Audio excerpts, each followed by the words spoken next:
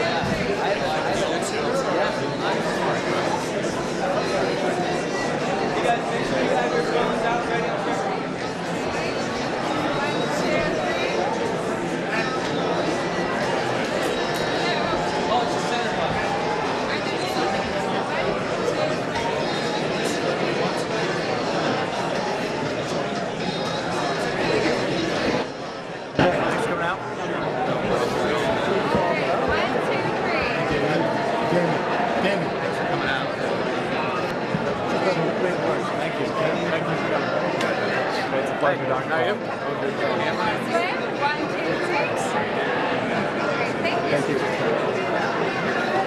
Hey, great Denise for coming. 1, 2, 3. Thank you. Hey, can we get the three of us? Sure. Hey, I'll see him. Thanks for coming. All right. This way. 1, 2, 3. Very nice. Thanks, guys. Thank you. All right, next for being of the race, man. Yeah, thanks for coming. 1, 2, 3. Say something about the NSA, spying on Netanyahu and you guys. Tonight. Saudi. Sure. Oh, yeah. Hey. All right. 1, 2, 3. Thanks, man. Hello, how are you? Good to see you. Right this way. 1, 2, 3. Thank you. Hey, thanks for coming. How are you? 1, 2, 3. Thanks a lot. Thanks. Jump on in there. Good shirt. Good to see you. All right. 1, 2, 3. Oh, the same one for the next one. Okay. Here you go. Thank you. Thank you very much. Thanks. Jump in there. Thanks. Thanks for coming out. This way. 1, 2, 3. Great.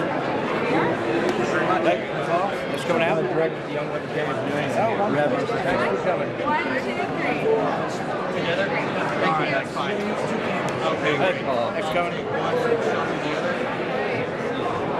Gotta get on the right side. We're going to try and do the four of us. All right, good. Hey, how are you? Stan and All right. my daughter Emma and Hi, good to see you. Joshua. All right, good. Let's get together. All right. 1, 2, 3. They have no. Thank you very much. Thanks for coming. Thank you. Thank you. Yeah, it's my son. Great to meet you. Thanks. Thanks for You coming. must hate this. Can you get too much stuff into whatever my phone is? Yes. My car, Rich. Absolutely. All right. 1, 2, 3. Thank you for coming. Hey, very nice to meet you. Good luck. 1, 2, 3. Thank you. Good luck. Thanks. Hey. Hi, nice to meet you. Photo. 1, 2, 3. Thank you. Hey. All 3 of you? Yes. Thanks for coming. One over here, maybe. All right. All right.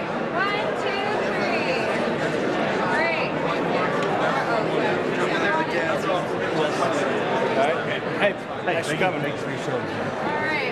1, 2, 3. Great. Thank you. Thank you, guys. Thank you.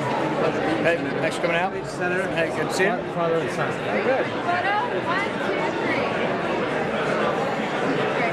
Thank you. Thank you. Appreciate it. Hey guys, thanks for coming out. How you doing? Good to see you. Coming up. All right. Photo. 1, 2, 3. Thank you. Hey, how are you? Good. How are you? 1, 2, 3. Hi. God, I love you. How are you? I'm so happy to meet you. Can I come on the other side of you? Hi. I am so happy to meet you. Well, thank you. just keep You all together? filibustering, baby. All right. Yes. I love it. Good. All right. 1, 2, 3. All right. Thank you. Thanks. Good luck on the debate. Thank you. Thank you. I think you're wonderful. Thank All you. right. 1, 2, 3. Doug has your glasses. Okay, good. Hey, there's Senator. Thanks for coming. 1, 2, 3. Very nice. Thank you. Hey. Hello. How are you? Good. All right. 1, 2, 3. Alexandria. I don't want a picture of me. Hey, it's an honor. How are you? All right. 1, 2, 3. Thank you. Hey. How you doing? Thanks for coming. All right. 1, 2, 3. Love your shirt. Hey, We're how are you? a bunch of students from the local academy. Good. Wonderful. Thanks for coming. Hey guys, thanks for coming. Alex. Tall guys in the back. Tall guys in the back. Yeah, that's you, Al. All right. Neil over here. That's how this works. Sorry. All right. 1, 2, 3. Very good. All right, thank you. Thanks, guys. Hey, thanks for coming out. Great to meet you. Photo. 1, 2, 3. Thank you. Hello, hello. How are you? Thanks for coming. All right, what did you do right here? Perfect. There you go. All right. 1, 2, 3. Very nice. Thank y'all for coming. Thanks for coming. Thank you for coming. All right. Everyone, hey, thanks for coming. Ben Hill. All right. I want to change the role from self-forgetting. So if you have 5 minutes. Unfortunately, I won't, probably. You see how crazy this is? Probably not. But I appreciate you coming, though. Hi, Hey, I'm Emily. you might be able to talk to somebody. This guy right here in the coat, his name is John. He's with me if you want to talk to him. Straight in. You got Carrie in the coat? All right. Okay. Photo. Hi. All right. 1, 2, 3. It's Bill Stone from Louisville. Bill Stone. Oh, yeah. Yeah. Okay, he's great. He's a good Yeah. friend. Thanks for coming. Good to see you, sir. All right. 1, 2, 3. Thank you. Thanks so much. Thanks. Hey, Good luck to you. thanks for coming. Photo. 1, 2, 3. Very nice. Right next. Hey, all right. All of you? All of us. All 4 of you? Yeah. And there too? One more here. Yeah, sure. Okay. Photo. 1, 2, 3. Great. All right. Thanks, guys. Thanks for coming. Hey, thanks for coming. Hey, how are you? Oh, thank you. 1, 2, 3. Thanks all for coming out. Thank you. Hey, how are you? Hi, how are you? Thanks for coming. First. For coming. And then over here. 1, 2, 3. Great. Thank you. Thank you so much. I guess we have to go back. We have to go all the way around. I'm at the restaurant. Yeah, good to see you. Great. 1, 2, 3. Very nice. Thank you. Good to see you. Hey, how are you? Good. Thanks for coming. All right. 1, 2, 3. Great. Jumping in. Hey, how are you? Thanks for coming. Alrighty. 1, 2, 3. Very nice. Hey, thanks for coming. Photo. 1, 2, 3. Thank you so much for running. Thank you. Thanks a lot for coming. Hey, meet you, sir. Thanks for coming. Alrighty. 1, 2, 3. Good luck. Thank you. Hey, how are you? Alrighty. 1, 2, 3. Great. Thank you. Thanks. Hey, I like that. That's a good shirt. That's a good shirt. 1, 2, 3. Hey, young man. Do this? Okay. All right. Hi. Hey, thanks for coming. Okay, Jack. 1, 2, 3. Thank you. All right, thank you. Sure. Super volunteers here. That's all right. Okay. All right. 1, 2, 3. Nice. Thanks for coming. Hey, thanks for coming. Ready? 1, 2, 3. She's going to use the same camera. Hi, thanks for coming. No. All The right. bad side. All right. 1, 2, 3. Thank you. Thank you. Hey, thanks for coming. 1, 2, 3. Very nice. Nice Hey. to meet you. Yeah, thanks for coming. All right. 1, 2, 3. Great. Thank you. Thank you. Nice to meet you. Hey, good to see you. Hey, thanks for coming. This way. 1, 2, 3. Thank you. Thank you. Hey, Paul, how you coming doing? out. Yep, thanks Thank for you for coming. everything you do. I really appreciate it. Thank you. Good luck. Thank you. That's my best friend wants to be there. Check it out together. All right. Hey, how are you? Shake your hand. All right. This way. 1, 2, 3. Very good. Thank you. All right. Good to Hey, see thank you. you for fighting for liberty, sir. 1, 2, 3. Is there any chance you could sign this for me Sure. real fast?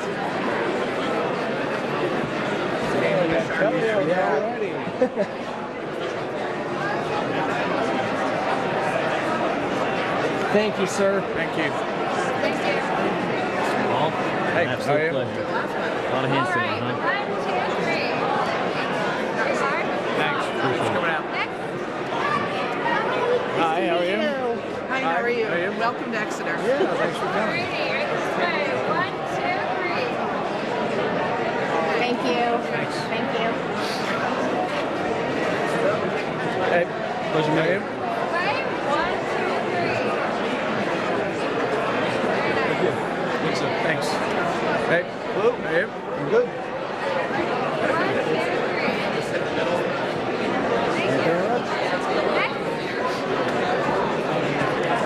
Hey, how are you? Good.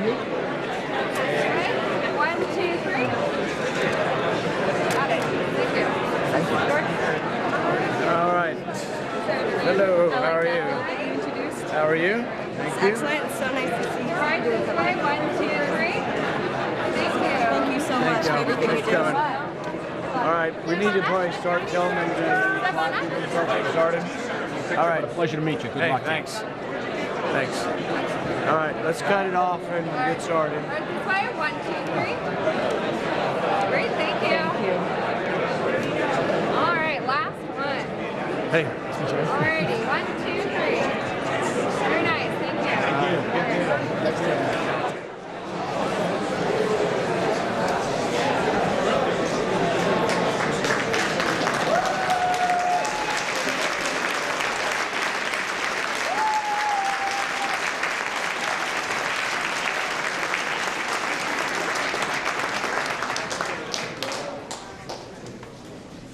Good evening, everyone.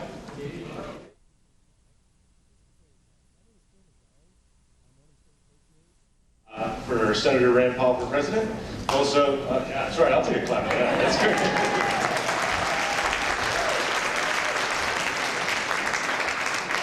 Before we begin, or to begin officially tonight, we have Marine Corps veteran Stephen Alves, who will do the Pledge of Allegiance for us.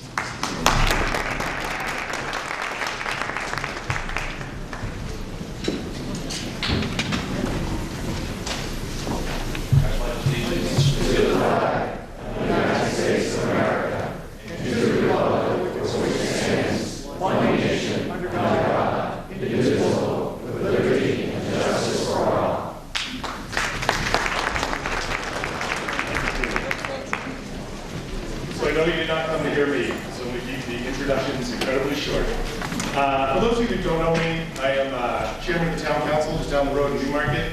I was the District 21 GOP State Senate nominee last time around. I also happen to be a West Point graduate and veteran of Afghanistan.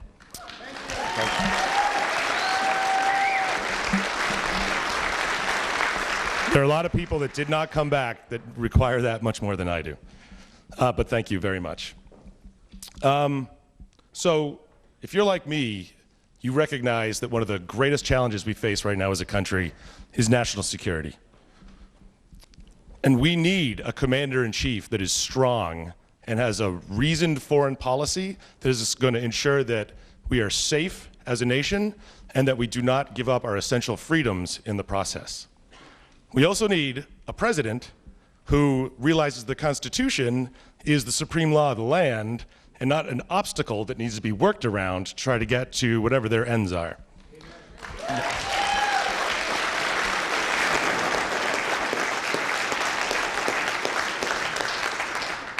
And we need a president that recognizes that the private sector is where prosperity comes from, not the government, and that low taxes and reducing regulations is the best way to ensure prosperity, wealth, and jobs throughout our economy.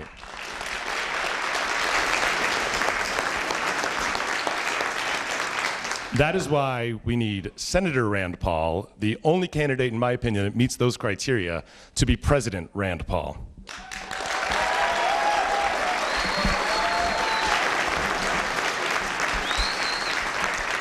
So I could talk more about him, but I'm sure you don't want to hear me talk. There's someone here, we are very lucky, who knows Senator Paul far better than I do.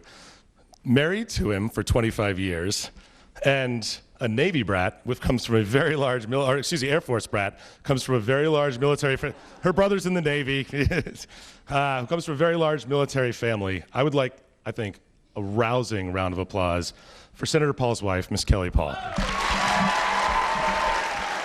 Thank you. Thank you.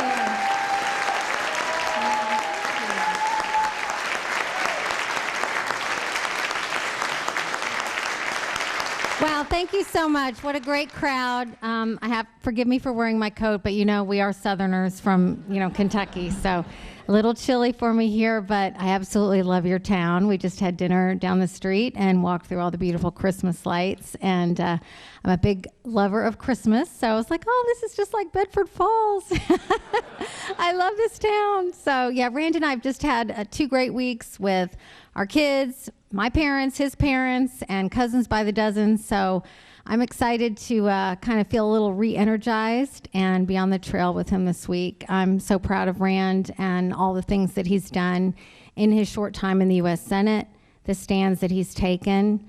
I know you are too. If you're here tonight, you support those stands that he's taken. When he decided to run for the U.S. Senate 6 years ago, and he's been in it for 5, I have to admit I wasn't super excited at first. The idea of a political life was a bit daunting for me.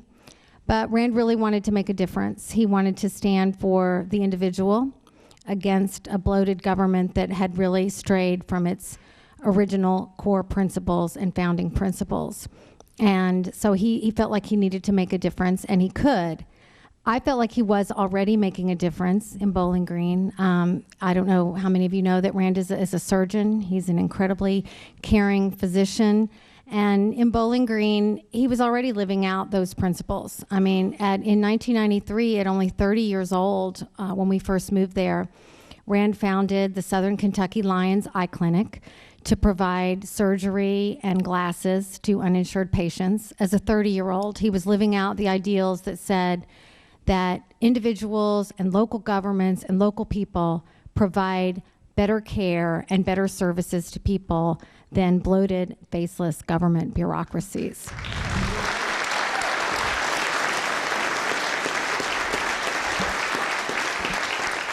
Rand also got involved with another physician friend in Bowling Green at that time, whose wife was an attorney, and they brought children from all over the world, many of them from Guatemala, and Rand did surgery on those kids.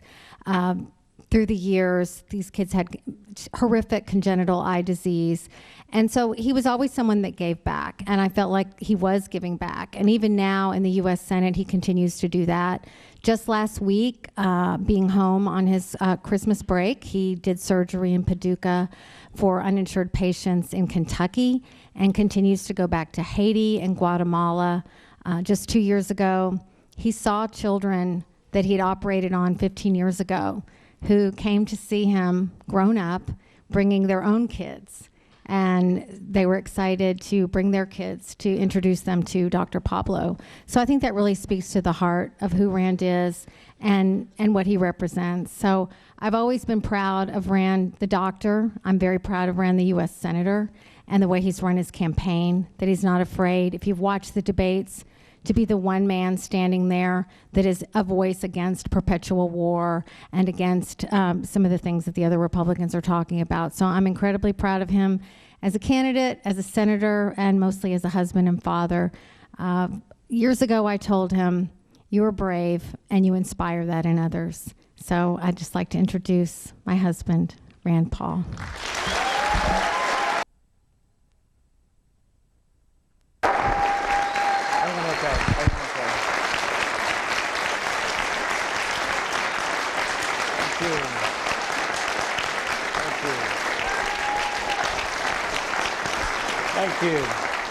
Thank you. I get to go to a few political barbecues in my time. It's starting to show a little bit, but I was at a barbecue the other day in Paducah, Kentucky, and the guy in front of me had 2 big plates of food. And I was like, "You're not going to live very long eating like that." He looked at me and he said, "Well, my granddad lived to be 105. And I said, "Your granddad didn't live to be 105 eating like that?" And he said, "No, my granddad lived to be 105 by minding his own business."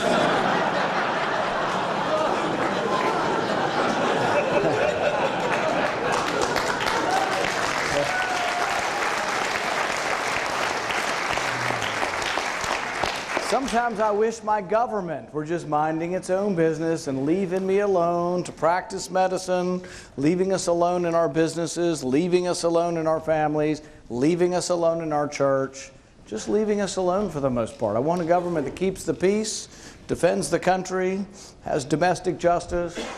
Maybe we could build a few roads. I mean, I want a small government. I don't want a big government that does a lot. I want a government that leaves us alone to prosper. That's how we got to be the greatest, freest, richest nation ever. I want to get one little controversy out of the way, though. There's been a little bit of a controversy about Tom Brady. It entered into our household all the way down in Kentucky. And this may be a different controversy than you're aware of. In my household, I come home from a long trip campaigning and I look up, and in my bedroom, on the shelf, on the dresser drawers, I'm looking at it from my bed, is a picture of my wife and Tom Brady. We were at the Kentucky Derby and she had her picture taken. And I said, "Well, that's okay. She can have her picture taken with him, but that's it." And then I get home and there's a picture in my bedroom of her with Tom Brady. I said, "It's got to go. It's got to go or I'm leaving."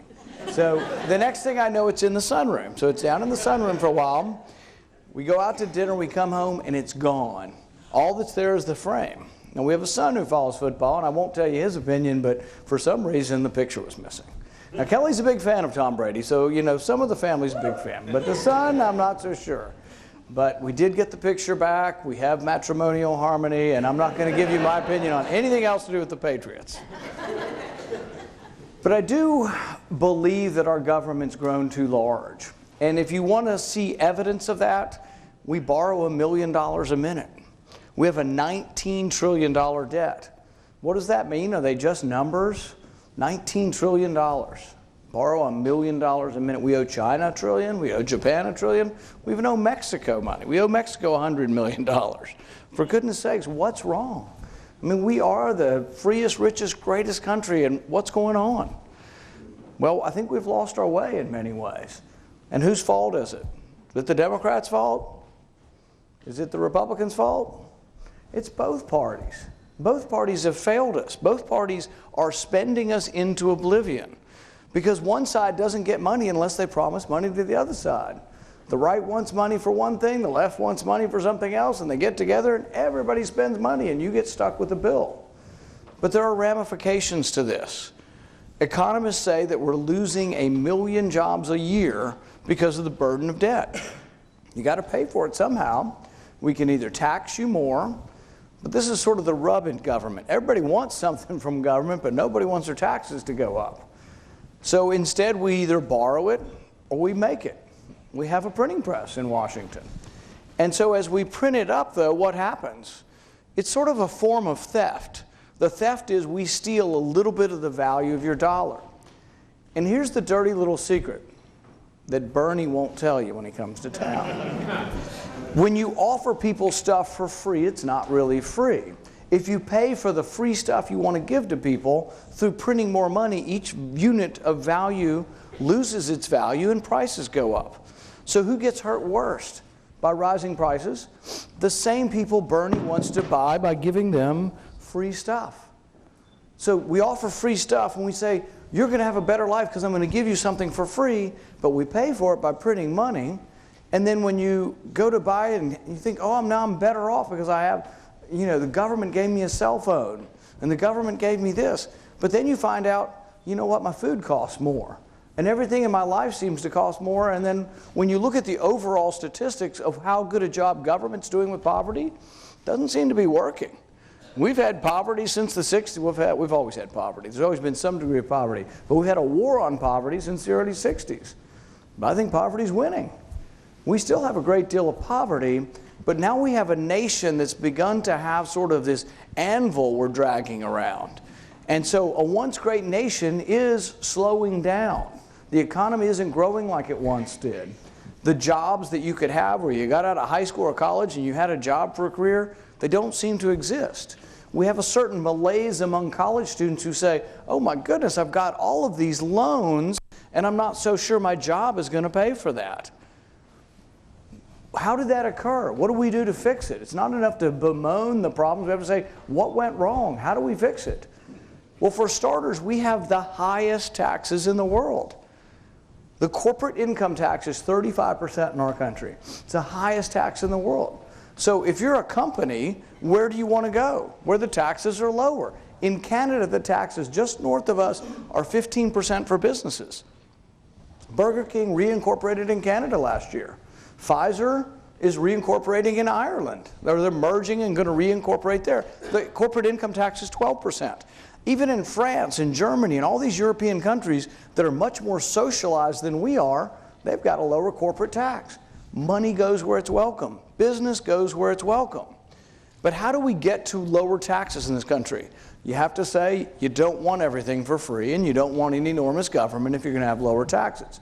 If you don't, what will you have? Your government will continue to grow, but business will continue to leave, and it's going to be a problem. It's already beginning to be a problem.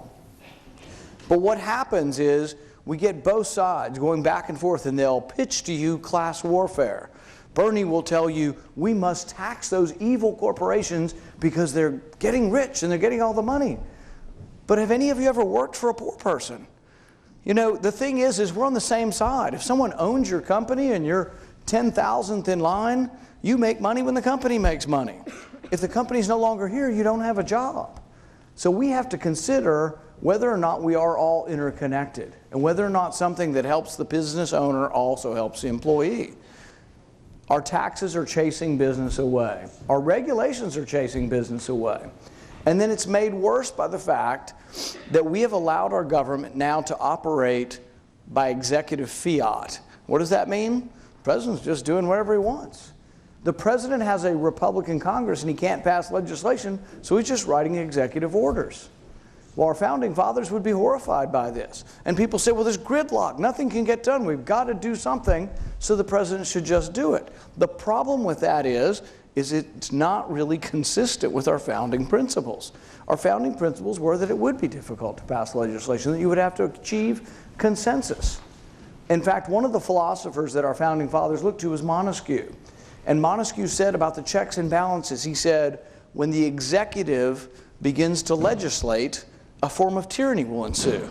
Why? Because there's no check and balance. No one's stopping the president. The president's just writing laws. That's not what we intended. In fact, the founding fathers were very fearful of monarchy. They worried that the presidency could devolve into monarchy, and so they wanted to limit the power of the presidency. The same goes with regard to war. We have many brave young men like Phil who have served, and Kelly and I, one of the main charities we work on is actually building houses for our severely wounded veterans. But the thing is war is such an important decision. You know what the founding fathers did? They took it away from the president. The president's not allowed to initiate war.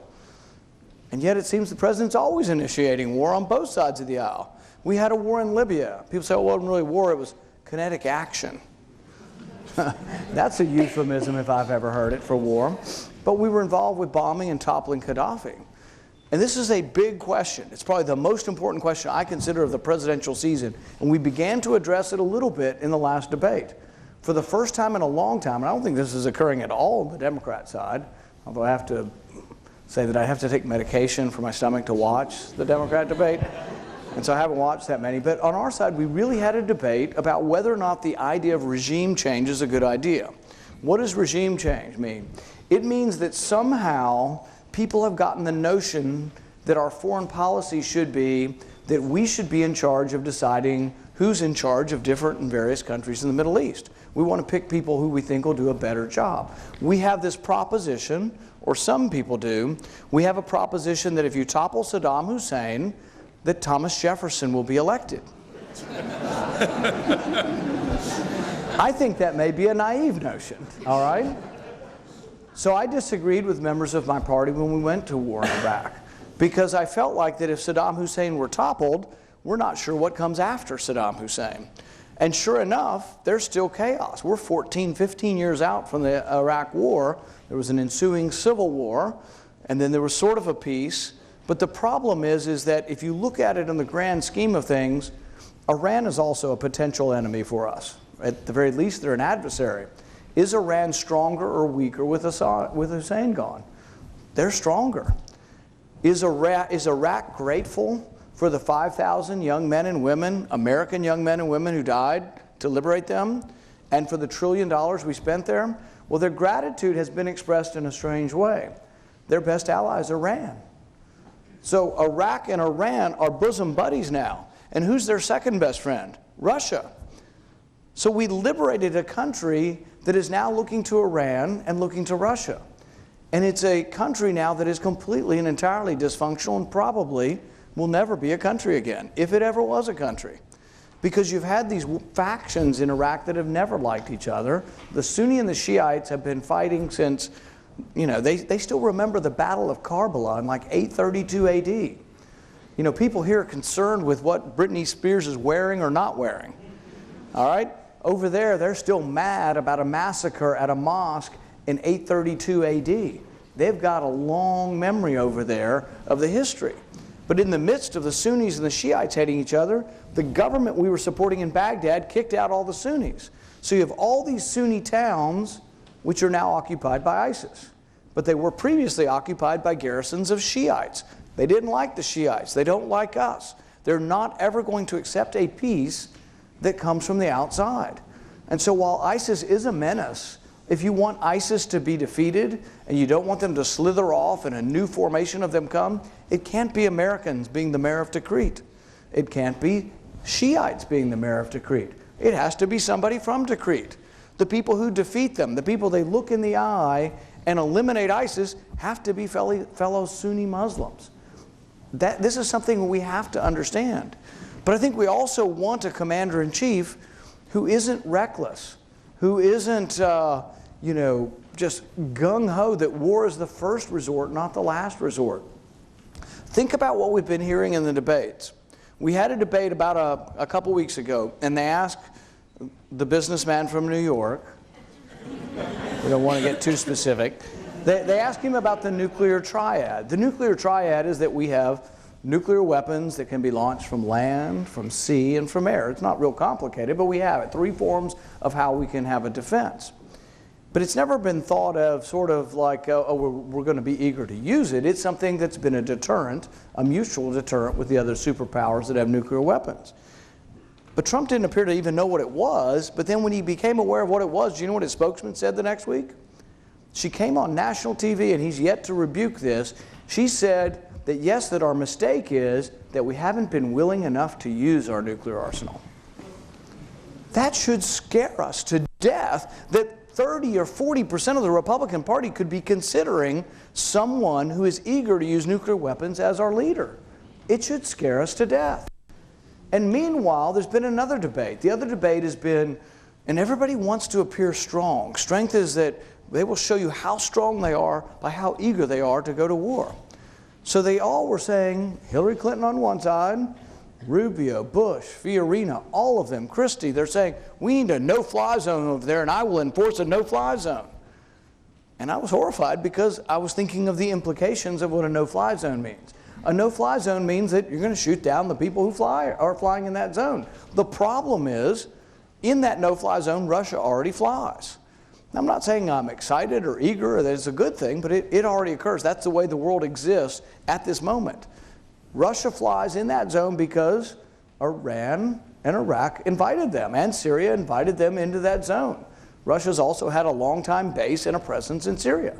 So when you say there's going to be a no-fly zone, I thought I would at least shame them into realizing that we might have World War III if you were going to promise to shoot anybody down. And sure enough, I'm looking at Christie next to me, and he's like, absolutely, I'll shoot them down, and I'll tell them I'll shoot them down. We have to think of the implications of having a leader who's eager to shoot down Russian planes. That doesn't mean we should be anybody's patsy or that we should be weak. Reagan was strong. Reagan believed in peace through strength, but Reagan also talked to the Russians. Carly Fiorina says she won't talk to the Russians. Well, that's ridiculous. In fact, the Russians, for as much as they do things that are distasteful, are probably part of the solution in Syria. You will not get a ceasefire in Syria unless you talk to the Russians. You probably, in all likelihood, if you make the precondition that Assad has to go, not get a ceasefire in Syria. And here's the complicated thing of the Syrian civil war. The Syrian civil war involves Assad on one side and Islamic radicals on the other side. Maybe some moderates mixed in there as well, but predominantly ISIS, Al-Qaeda, Al-Nusra, radical Islamic forces on the one side. There are 2 million Christians that live in Syria. Who do they side with? To a person, they'll tell you Assad. So the guy that McCain, Graham, Rubio, all of these people that are eager for war in the Middle East, they want to topple Assad. In fact, they want to bomb both sides. Now, I don't know. I just don't understand a theory where you bomb both sides of a war. But they want to bomb Assad, and they also want to bomb ISIS simultaneously. They want to make the sand glow. Well, what does that mean? What does carpet bombing mean? It means indiscriminate bombing. So the thing is do you think there'll be more or less terrorists when we're done making the sand glow? We'll kill quite a few, and the ones that slither off in our midst will raise another generation of terrorists. I'm not saying that we give up. We have to protect ourselves. We have to protect ourselves from those who want to come and visit. We have to protect from those who want to come and kill us. But we have to think through what we're doing in the Middle East. If there's one probably truism in the Middle East, it's that when we have toppled secular dictators, we've gotten chaos and the rise of radical Islam. With Gaddafi gone in Libya, there is a failed state. Our ambassador was killed. Our embassy was overrun. The jihadists swim in our swimming pool in Tripoli. I'm not kidding. They do. They swim in our swimming pool. There's a failed state, and a third of Libya is said to pledge allegiance now to ISIS. So are we better off or worse off with Gaddafi gone? Sometimes these civil wars, often these civil wars, there's variations of evil on both sides. I think we have to get away from this utopian notion that Thomas Jefferson's going to be elected in the Middle East. I think what happens is they've known despotism. They've known only despotism on one side or the other, and it is hopeful that someday they will know the freedom we know and democracy. But it's not going to come from the outside. It's going to have to come from them. And I don't think that we've been successful in trying to create some sort of democracy or utopia there. We need to be concerned with our interests and not some concern for making or trying to bring democratic perfection to the Middle East. It's also very expensive. When people ask me, whose fault is it with the debt? It frankly is both parties. Because on the one hand, you have Republicans who say, we want unlimited spending for the military. But they can't get it unless they compromise with the Democrats who want unlimited spending for domestic spending. So they both get together, and that's what just happened. We just had a $1.1 trillion spending bill with all of the spending crammed in it, 2,242 pages long, and nobody read it. It was done in the middle of the night. Clerks knew about it. Senior senators knew about it. Deals were made in the dead of night. But nobody had time to read it from the rank and file, and no rank and file had any influence on it, and no amendments were allowed. And as a consequence, we have given the power of the purse to President Obama, and we can do nothing to stop him. There will be discussion of trying to reverse executive orders. I'm part of trying to reverse the executive order that was announced today. But because the spending was passed in bulk for 1 year, he will not be stopped. That's my prediction. Because it would require Democrats to side with us. But if we were to use the power of the purse and let the spending expire, and then say to everyone, if you want to spend money on X, or you want to spend money on this new executive order, you come up with the 60 votes in the Senate to affirmatively pass the spending. But we're not doing that. We're not using our power at all, and so as a consequence, it washes forward. Whose fault is it? Republicans and Democrats, because they've all just decided, we want something, I'll scratch your back, you scratch mine, and we spend the money. But as a consequence, we're borrowing $1 million a minute. I think we need to be very aware of where we are situated as a country. I think we need to be very aware of the consequences of continuing to borrow $1 million a minute. I think as we go forward, we have to understand what the founders intended for our country. We need to understand where our richness, where our greatness came from. We're the richest, greatest, most humanitarian country ever known in the history of man. In 2014 alone, we gave away privately, through charity, nearly $400 billion. That doesn't happen in Cuba because they don't make wealth.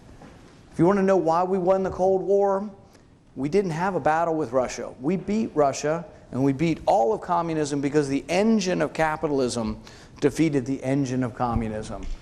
Because we produced great wealth is why we were able to defeat the Soviet Union. If you don't know how wealth is created and you don't realize where wealth comes from, if we don't realize that it comes from freedom and small government, low taxes, less regulation, we're going to lose it. I think this is an important election in the sense that we need to understand that the problem's coming from both parties. We need to understand how foreign policy fits into debt. We need to understand that there can be no unlimited spending for anything, and that we are not stronger as a nation if we are trying to project power from bankruptcy court. I do think that the number one threat to our national security is our debt. I want a strong military. Like we said, Kelly's dad was in the Air Force for 20 years. My dad was in for 5 years. Her brother went to the Air Force Academy. She's got 3 in the Navy right now, her nephews. We are aware of what the military needs, and we want a strong military. But you don't have a strong military by simply saying, oh, we're going to spend $1 trillion more. We currently spend $600 billion in the military. Is it enough? We can debate that. But to put it in perspective, we spend as much on our military, $600 billion, as Russia, plus China, plus the next 8 countries. There was a Secretary of Navy under Reagan, John Lehman. He was the youngest Secretary of Navy, and he was an advocate of a bigger Navy. He advocated, and he was one of the spokesmen for Romney. And I agreed with what he said. We probably do have to modernize and enlarge, and we have to build more ships and have more capacity. But you know what? He said the way we pay for it, and Romney I don't think ever mentioned this, the way you pay for it is getting rid of bureaucracy at the Pentagon. He said there used to be 7 joint task forces, now there's 250. And so there's, like anything else, the military's like other government, too much bureaucracy grows. But he didn't say we just add on the cost. You got to find ways to conserve, even in the Pentagon's budget. I'm big on auditing the Fed. You got to also audit the Pentagon.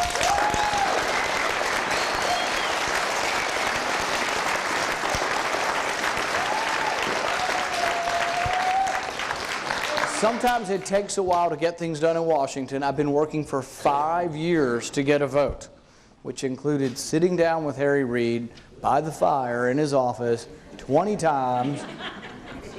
And that never worked, but I tried. But I finally am getting a vote, and it's going to happen next Tuesday. And if you're interested in having the Fed audited, I think all of government needs to be audited, but we're going to try to get the Fed audited. If you're interested in it, call your senators in New Hampshire. If you're from Massachusetts, call your senators also. I don't think it's exactly clear where everybody stands on it, but they all need to be called. This passed in the House overwhelmingly in a bipartisan fashion. Every Republican and 100 Democrats voted for this in the House. But we're struggling in the Senate, and if it were held tomorrow, we'd probably lose. Because we have about 10 or 15 Republicans we're losing. We get about 3/4 of the Republicans. We don't have many Democrats signed on at all. But if people will call, I think we have a chance. And the Federal Reserve does need to be audited. They have enormous power, and we need to know what they're doing. As you make your decision, as we move forward in this primary, we're getting close, as you make your decision, You have to decide, are you happy with the status quo? Are you wanting someone who will just simply govern over the status quo? Do you think we can survive the status quo where we borrow $1 million a minute? My prediction is virtually everyone on the Republican side will continue the status quo. The Democrats as well. Because everybody has their sort of sacred cow that they want to spend money on, and they're not aware of the problem enough to say, we've got to turn, we've got to correct our ways. I want to be the candidate who will change the direction of the country. I want to be the candidate who will give you back your freedom, give you back your liberty, make government so small that it doesn't get in our way, so small you can barely see it, so small that what it does are the essential functions of our country, and that's to defend our country, preserve justice. That's who I want to be, and I hope you want to join that movement. Thank you very much.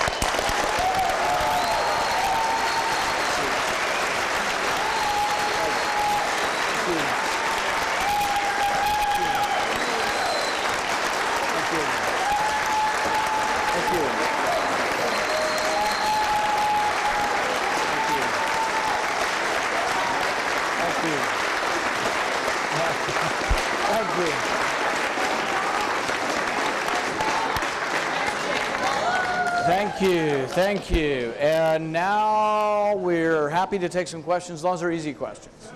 Yes? Yes, sir. In light of the relatively poor performance, what role do you perceive for the United Nations in maintaining world peace? I'm not real excited about giving up sovereignty to international groups. I think if you don't like what I'm doing, you unelect me. If someone at the UN, you don't like what they're doing, you don't have a chance to unelect them. And so when we set up our country, we really didn't set up a country where we were supposed to give power to them. I'm not against having an international body where we have a body that is able to discuss, and we have a place of, worldwide diplomacy that comes together in one area. But I am concerned about giving up autonomy from us to them without it being approved by your Congress. I think that Congress needs to take more of an active role. We sort of outsource things. You know, sort of outsource it to the UN. The UN's going to take care of it, and I don't think they've done necessarily a great job. I'm also not a big believer in sort of UN wars. You know, Korea was fought under the United Nations. I'm not sending any of our young men and women to fight with the UN emblem on their helmet. It's going to be an American flag or not at all.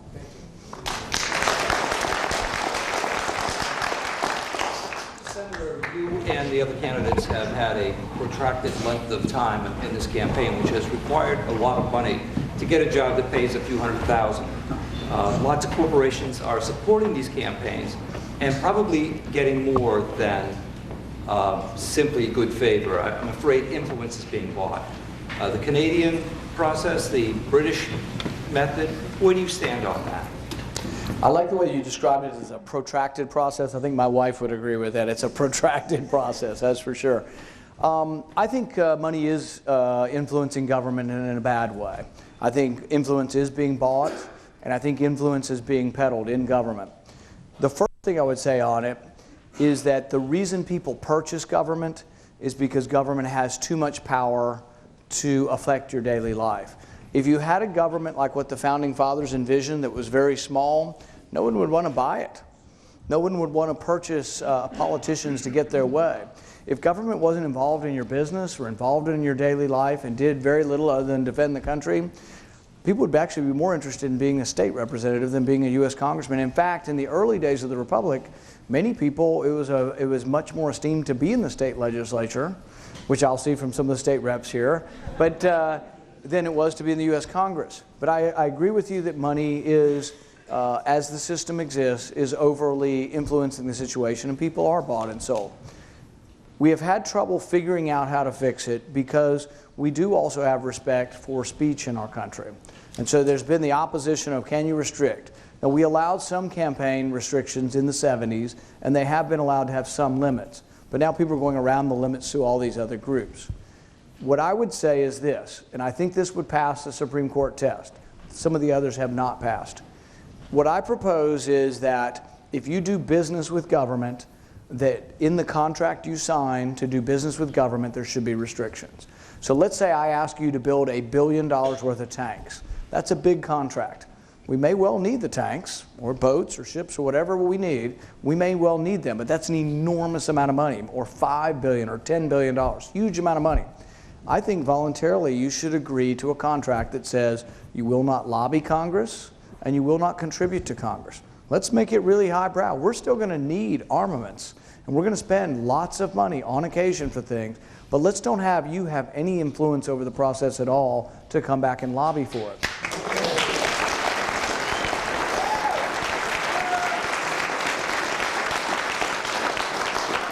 The only way it would work, though, politically, to ever pass something like that is big corporations do contracting, but big unions do a lot of work for government. If both big unions and big corporations had the same contractual thing, so if you're the union that has 20 million people working for the federal government or working for something, you would probably have to sign the same agreement that the union's not going to be giving contributions or lobbying as well. It has to be equal between union and business.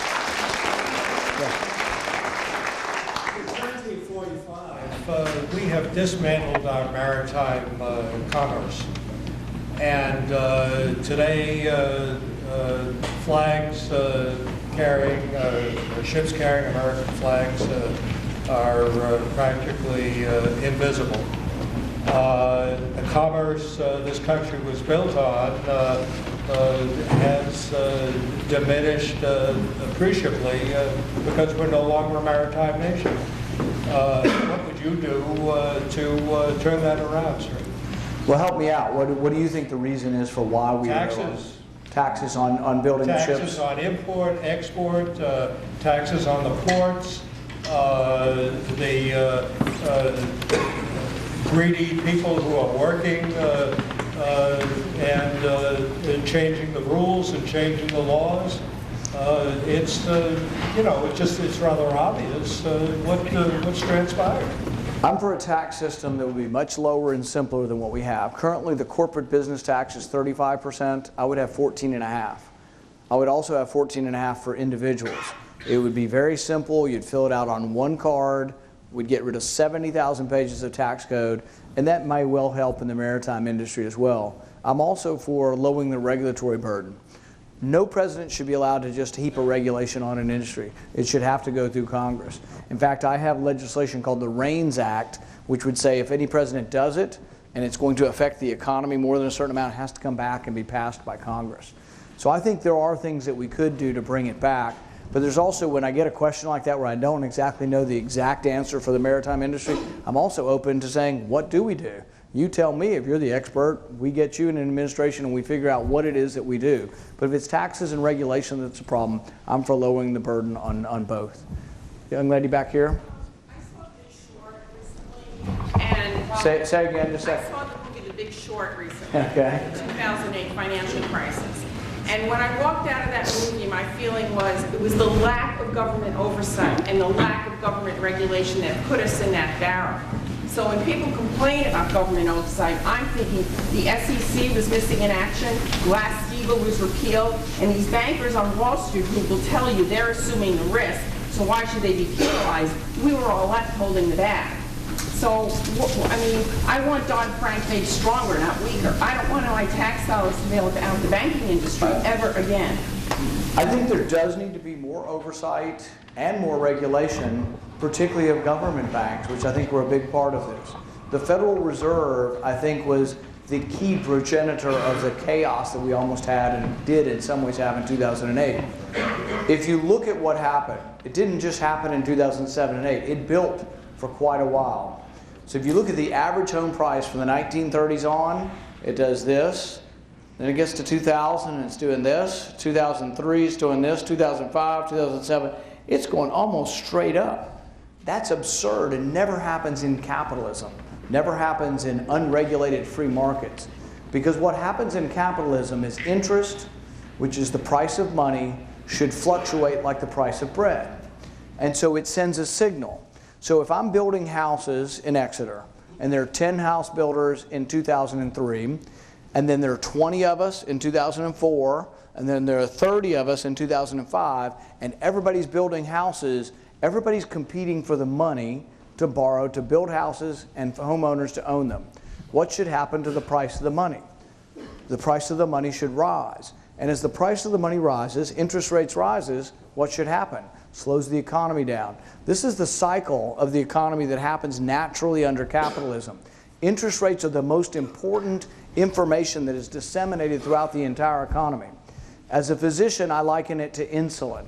Interest rates are like insulin. When you eat a meal, your blood sugar rises and insulin rises after it and tamponades it, and you get a cyclical effect. In medicine, we call it homeostasis. It's maintenance of balance. That happens in capitalism. So when I look at this, it's an important debate. You might not agree with me, but it's an important debate. Was this too much government or too little government? Was this too much manipulation of government on interest rates or too little?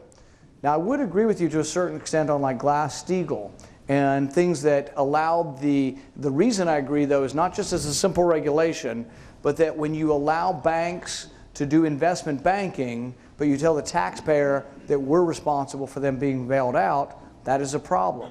The whole concept of too big to fail is a problem. It's still there. We passed Dodd-Frank, but it hasn't fixed the problem. But here's the counterintuitive part of Dodd-Frank. We added on a lot of regulations, and we said it was only going to be on the big banks. And everybody said, that's right, the big banks need it. We need to make sure they're safer so they don't fail and they don't drag us all down. The bank regulators are now applying the regulations to the big banks to the small bank. So if you have a small community bank in Exeter, they may be struggling with all the regulations, and it's more expensive for a single bank to comply with regulations than it is JP Morgan. So what happens? The big banks swoop in and buy the small banks, and all of a sudden with a problem that we were trying to fix, counterintuitively got worse. The big banks are still getting bigger. I think one thing we should do is do something like Glass-Steagall. I wouldn't do it the old way. What I would do is, if you have a big bank, I would tell you that we have taxpayer insurance. FDIC insures your deposits. What I would say is that we're going to insure your deposits, but we will only do it if you have a division of your bank. So you will only get it, and then maybe if you're a depositor at a big bank, you're going to say, well, if you don't have insurance, I'm not going to deposit with you. And they'll say, okay, I guess we're going to have to separate our banks. It's a way of doing Glass-Steagall, but I think there's a way of more strictly structuring it. There also needs to be a plan of bankruptcy for big banks. So when the big bank comes up tomorrow and everybody scares you to death, and here's the thing, the people say they have to bail out the big banks are the same people who didn't predict the big banks were going to have a problem. And the same people that didn't think it was a problem having zero interest rates for 10 years. And these same people tell you, oh, you've got to bail out the big bank, and here's the middle class, we get all stuck with the bill. But if you have a gas station in Exeter or a restaurant in Exeter and you go bankrupt, nobody's going to bail out you. So it's an unfair system.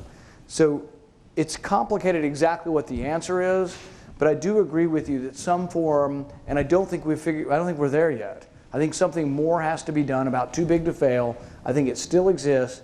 The problem is some of our regulations, I think, have made the banks even bigger. Not on purpose, but as an inadvertent result of some of the regulations. But I do agree with you, more has to be done, and I'm still looking at it and trying to figure out with others if we can try to get something done about it. Yes? Thought banks were more dangerous than standing armies. So give people the power to create money out of thin air and they control the world. How do you take that power away? Government issue of currency for debts, foreign and domestic? Right. You know, originally when the Constitution was written, they said that it had to be of gold and silver. That's all they mentioned. They do mention it explicitly in the Constitution. We kind of got away from that, and we have a paper currency. For a while, the paper currency was exchangeable with gold and silver. And then for a while, we said, well, the currency is backed by the full faith and credit of the government. If you have an honest government that's not running a deficit, that can go on for a long time. As the government becomes less and less transparent and less honest with its books, it becomes more and more worrisome. The joke I have now is that once upon a time, your dollar was backed by gold. Now your dollar is backed by used car loans and bad home loans. There's some truth to this. In 2008, when we had this big crisis, the Fed bought $4 trillion worth of assets. And you're like, well, assets are good, right? Well, no, assets are like bad home loans. That's an asset. Some people argue that the price of houses or home mortgages that the Fed owns may not have been marked to market. They may not yet have gone to their bottom value. There is some danger that we still live in a real estate bubble. We've come back in many ways. People are building again. It seems to be more healthy. But we still have virtually zero interest rates, and we have all of this stuff the Fed owns. The Fed owns so much stuff, trillions and trillions of dollars, they're afraid to sell it. They're afraid to tank the real estate market again. They're afraid to sell it because then we know what its actual value is at that point in time. So I am with you. Some have argued that what we should allow is legalizing competition, other currencies. And I think there's a possibility some of that occurs over time. I don't know if I have the ultimate answer other than that I'm very concerned about the fiat currency that we have now and whether or not we live in somewhat of an illusion of wealth that could come crumbling down in a dramatic fashion, like what was about to happen in 2008. And in some ways, 2008, a lot of people still did suffer through that for several years. Yes? Look at the Middle East, and we're getting a satanic spread of terrorism around the planet. The Saudis just celebrated the new year by executing the Shia, which could put us on the verge of world war. You mentioned this in your debate. Thank you for that, this question of Russia. You're the sponsor of the bill to declassify the 28 pages which talks about the Saudis. Can we put an end to this terrorism which they have been sponsoring? Will you do what Senator Gravel did with the Pentagon Papers and read these into the congressional record so we can stop the financing of terrorism? What she's referring to is after 9/11, there was an inquiry by Congress.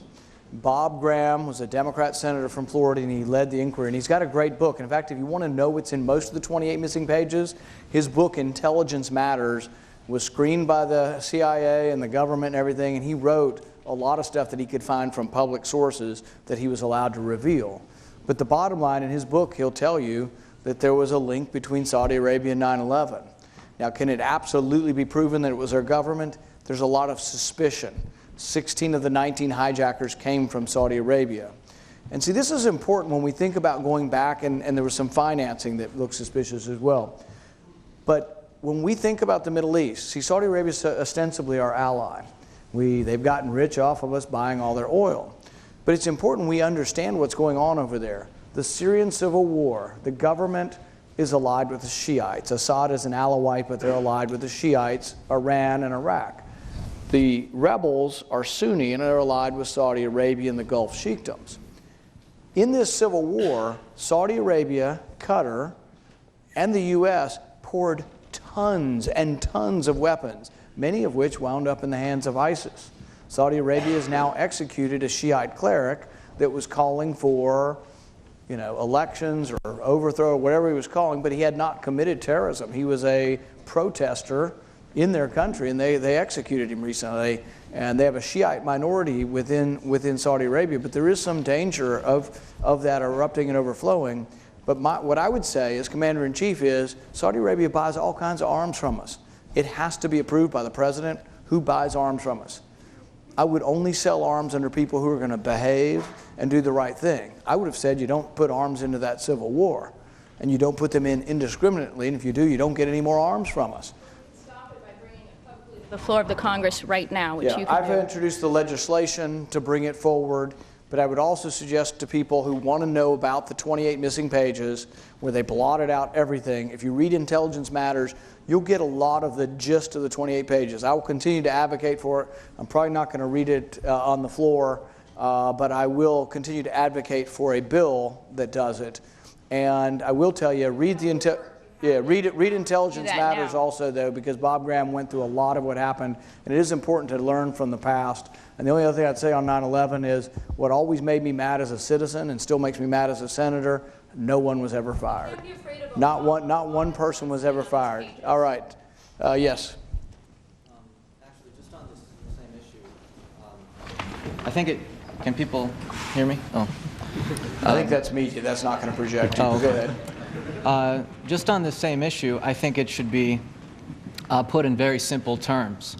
Senator Bob Graham said very clearly that if the 28 pages had been released, then ISIS would not exist, that the people who ran 9/11 and murdered 3,000 of our citizens would not be running free today to continue the mass murderous policy they are purveying, as you see in the Middle East. That considered, what possible excuse could you make for not using your authority as a senator to read the 28 pages into the record. Right. And you have the authority.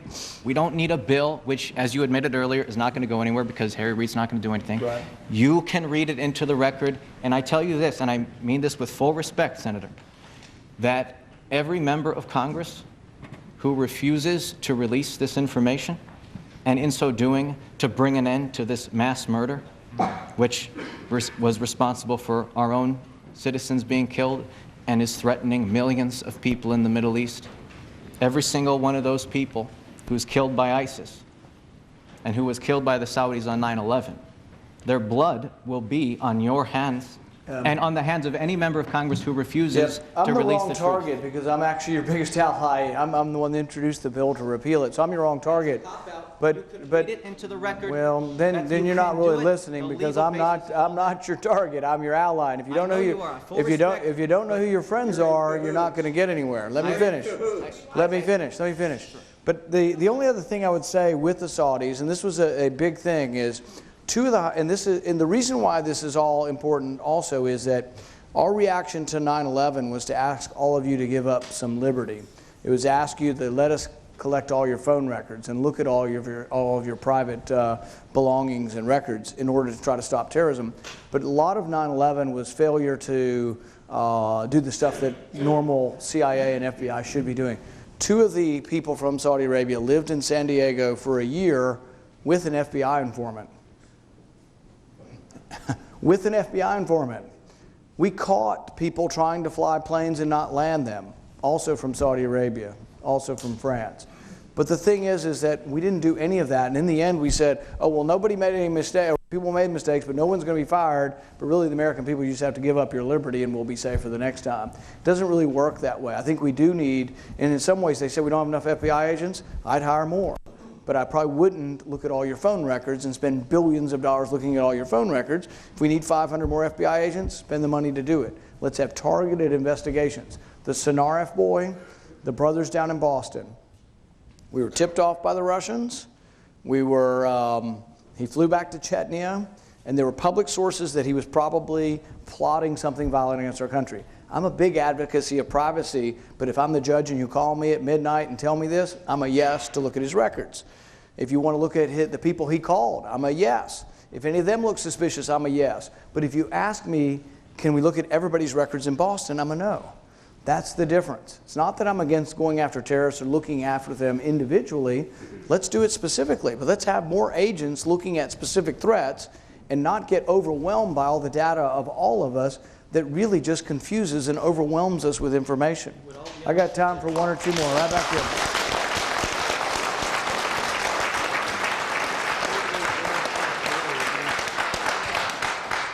First, I'd really like to thank you for coming to the town of Exeter, which is really refreshing considering last night's very uneventful visit by the Clintons.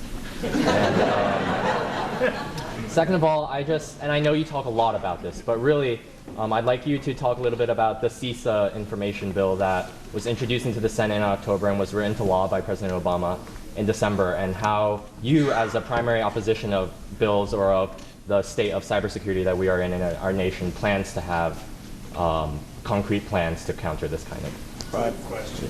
Yeah, the question's about cybersecurity, and they passed the cybersecurity actually as part of the big spending bill. It finally got put into the big spending bill. That's your question? It's about the cybersecurity bill. My concern about collection of information is whether or not there's due process in the collection of your information. And with the sharing of information, I don't have a problem with sharing of information, but I do have a problem if the data that goes along with it has a lot of very personal information about individuals. I think that there is a way, and I think there already is a way of sharing information, that if there's a certain type of virus or worm that is being worked into code and there's a technique for doing that by all means people ought to share ways to combat that. And I think there are ways of doing it. One reason I don't trust the government with more of the information in the way that they set up the bill was that the government hadn't been very good at protecting information. You know, the Office of Personnel Management allowed access to 21 million names, including all my personal information, to a hacker, which means they're not doing a very good job protecting their own. Business is actually pretty good at it because they react very quickly and they're nimble, and they'll lose money if people steal their stuff. You know, Target had a problem, others have had a problem, but business is pretty nimble, and I think I trust business more than government with that nimble nature. But I do think there can be sharing of information, but I thought there was not enough safeguards in lack of privacy in the way the bill was put together. I got time for one more here. Yeah, the Congress gives money to Planned Parenthood. Now, I understand Planned Parenthood donates money to Hillary's campaign. Do you have a problem with that? A little.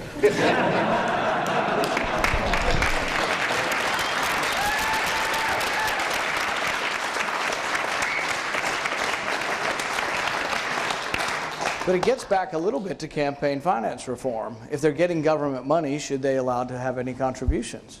Maybe that should be part of, if you're going to take a government grant, you sign a line that says we're not going to make political contributions. Not just a limit, no political contributions. Now they would say the money is separated. The problem is it's really hard to separate and say, oh, none of this is going for abortion, this is going for this. They also tell you that 97% of their things that they do are not abortion. Well, but if you look at it in monetary terms, it's like 90% of what they do is abortion, because they're counting like, you know, a pregnancy strip or getting some birth control pills as a procedure in all of their vast numbers of things they do. If you look at surgical procedures they do, it's 100% of what they do is abortion. But what I would do, and it's a controversial issue, we may not agree on it, but I don't think government money should go to them at all. And you could defund them if you were willing to use the leverage of the purse. Our leadership in Washington says you can't defund them because you can't get to 60 votes. But that's not really true. Spending expires at the end of every year. That bill they passed in December, you let all spending expire. The second it all expires, now everything that you want spending for requires 60 votes affirmatively. So you can shift the balance simply by letting spending expire, holding your ground and saying we want government to open up as soon as possible. The last time we did it, even the Democrats said we got to pay our soldiers, we got to get the military the money to continue to exist in the federal country. Within 2 days they passed that.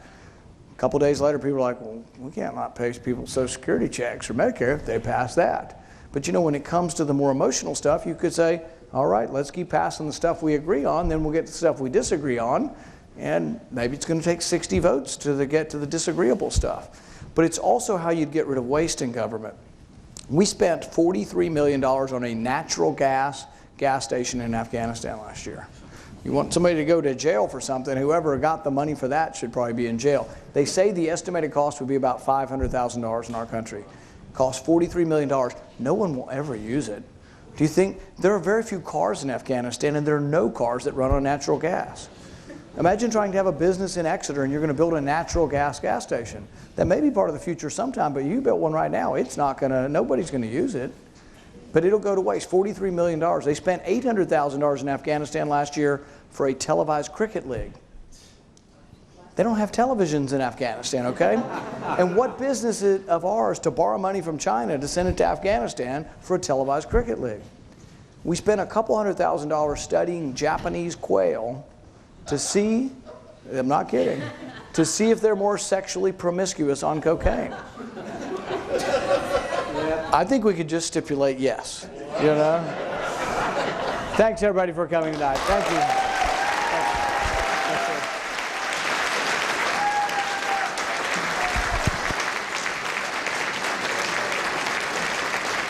Hey everyone, thank you so much for coming out. There are blue cards on your seats and there's volunteers walking around. They're going to make themselves very obvious. Like Senator Paul said, it's a movement, and a movement takes people. So please put your name on that card and help us all out. Thank you very much.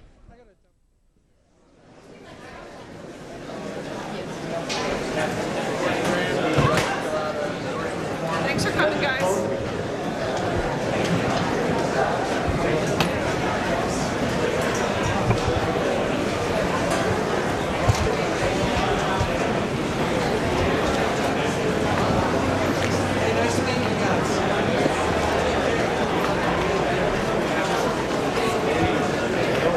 Well, there are two.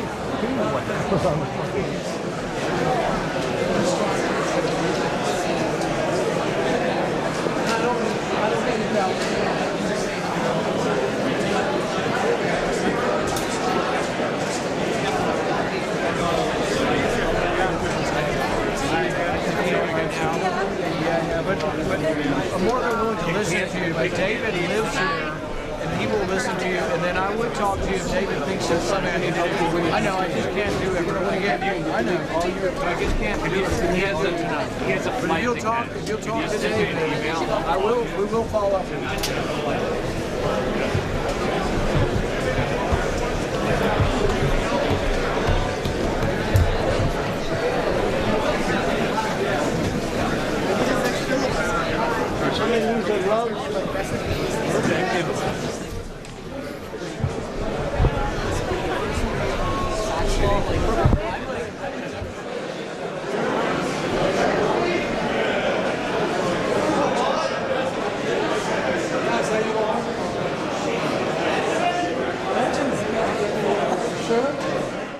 I'm the leading state sponsor of terrorism.